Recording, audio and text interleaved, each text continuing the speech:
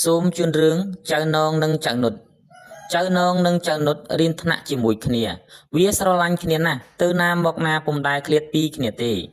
ពេលរៀនក្តីពេលលេងក្តីវានៅជាមួយគ្នាជាដរាបថ្ងៃមួយនងនិងនុតឆ្លោះគ្នាអំពីរឿងសៀវភៅមួយវាចង់បានសៀវភៅរៀងខ្លួនក៏វាយដណ្ដើមគ្នាទាញទៅទាញមកទាល់តែសៀវភៅនោះដាច់រហែកជាពីរចៅនងឃើញសៀវភៅរហែកខឹងញ័រខ្លួនស្ទុះទៅច្រានចៅនុតអស់ពីទំហឹងដៃចៅនុតដួលផ្ងាទៅក្រោយស្រែកទ្រហោយំក្មេងធំនាំគ្នារត់ចេញមកមើលឈូឆរមកលើកចៅនុតឃើញចៅនុតក្រិចជើងម្ខាងដើរពុំរួចចៅនងឃើញដូចនោះភ័យខ្លាំងណាស់ស្ដាយកំហុសខ្លួនឯង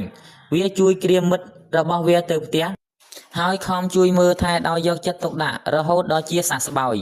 ចាប់តាំងពីថ្ងៃនោះមកនងនិងនុតឈប់ទាស់ទែងខ្វែងគំនិតគ្នាហើយមិត្តទាំងពីរស្រឡាញ់គ្នាលើដើមកតិពិចារណា